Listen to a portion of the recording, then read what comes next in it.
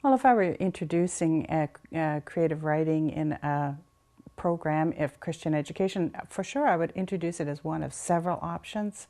I think there are lots of children and youth and adults who love writing, and especially if the teacher enjoys writing too, that gets communicated that this will be a very satisfying activity. But it is important to offer it as one of several choices and encourage young people from time to time to try it. I like when I'm introducing it for the first time to make sure it's very attractive, equally attractive to other activities, so the papers are beautiful, the materials that the young people or adults work with are attractive, and that it's an engaging way of writing. So for instance, I would offer a number of ways that people could use the material. If we were doing a session on Jesus and the loaves and fishes, I might, for instance, cut out paper that it would be in the shape of a fish, so that then if they were writing a poem, it would go around the shape of the fish. I might do things like switch up the titles of the center, so that one week it might be the Poet's Bench, the next week it might be something like the Good News Cafe, and we would not only write, but we would serve coffee or hot chocolate at the cafe as well when they're writing. And I offer them lots of opportunities to learn about different types of writing. So I would introduce the Japanese poem haiku and explain that it's like a little diamond, really, that they find this very small amount of words, but it expresses very clearly and precisely a beautiful thought. And I would show them the pattern, have the pattern on the table for them, maybe even work with them to do the first one. Or we might use the French poem Cinquain, which is a really succinct way of summing up a story. Or we might, if it were a biblical story that we've just heard, I might use a scroll and give them a blank scroll that they would write their story in there. Or sometimes I use a storyboard, which would be like squares, empty squares, and then they would draft their story in the squares.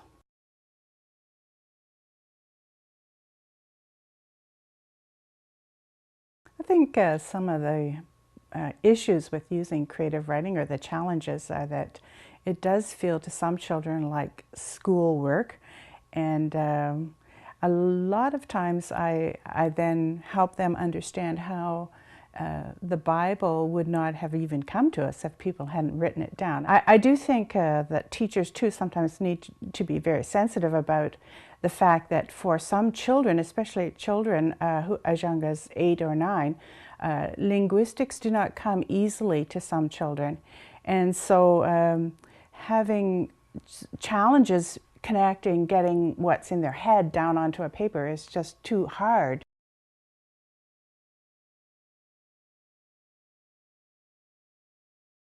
I think creative writing is wonderful to share with others in the church, because the things that are written can be posted on the church website, if there is one, or in a church bulletin, or can even be used in the worship bulletin, either on the front or the back. It's easy to share a lot of things that are written as part of the worship service too. Just bundle them up with the permission of the writer and give them to the worship leader or the minister, and ask that they be used when appropriate.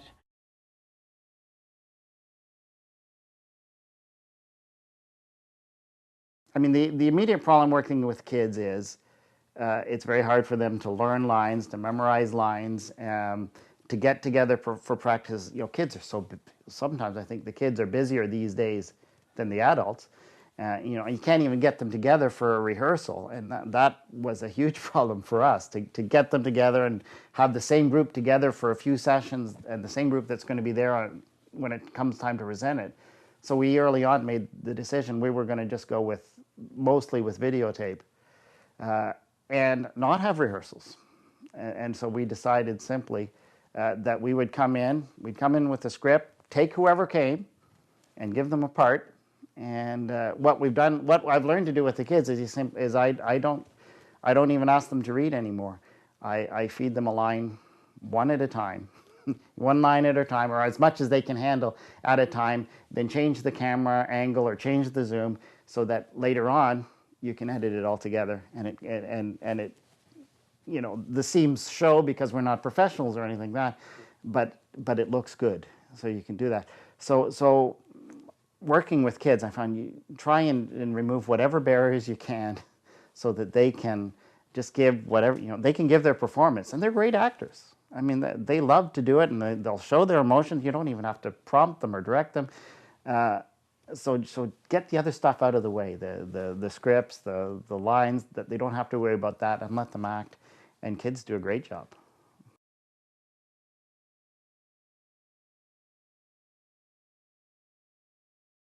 We pull the kids on. I mean, the whole process that we've used is this. We pull the kids in usually a Sunday after church. We shoot it. We shoot one of these things, two of these things in an hour usually. And I take it and I start editing it, pull the shots together. Later on in the week, I have this wonderful person in the congregation who is an experienced amateur actor. We bring her in, she does the narration, she does a fantastic job. So after a few days of editing, then I bring in the narrator, add the narration. Then I put it all together with opening credits, the closing credits, and how we've been using it is in the middle of the Sunday morning worship. So we come in, we start the worship, opening prayers, and the first go we have of the text of the day is this presentation by the Knox players. So we run the story, the Bible story or the parable or whatever it is, and then later on we read the story from the Bible.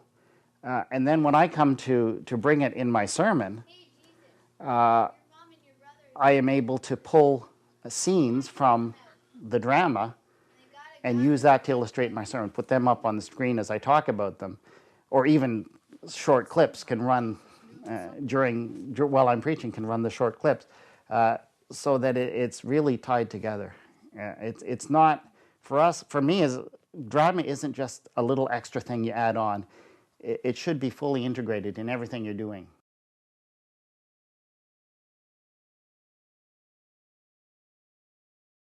I think that when you're using drama, there are all different kinds of learners. It's not just, at least the way I've tried to use it, it's not just for a class as a tool for learning. It's something that I mean, maybe not every time you do or prepare a drama you're going to perform it, but somewhere down the road you want to be able to share it with somebody else in some form, and that's what gets people really interested and excited in what they're doing. And so I believe, and this is an important principle in teaching, one of the best ways to learn is to teach others. And really, that's what drama can be. You are taking, in our case, we usually take a Bible story, you're internalizing it and finding a way to communicate it to someone else, whatever that audience may be. And that helps you understand a whole lot more what that text is really trying to say.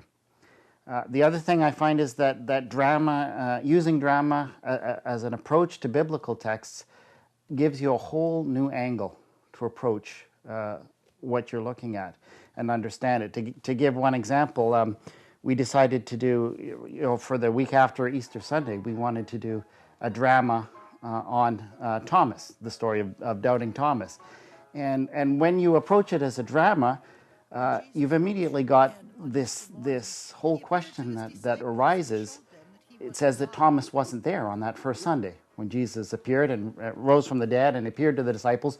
Thomas wasn't there. Where was he on that Sunday? So we decided to shoot that scene.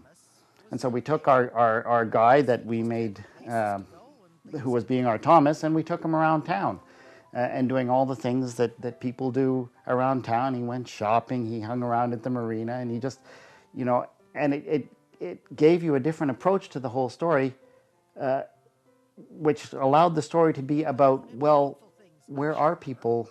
It's Sunday, the day that Jesus rose from the dead. Why aren't people here to celebrate that fact? Where are they? What are they doing? And maybe they're doing good things and legitimate things, but how can we share what we've learned here, that Jesus has risen, with the people who are out there? And that gave us a whole different approach to a very traditional story. We're able to see it from a different angle. And that was a terrific way to use drama to come at the text from a very different angle.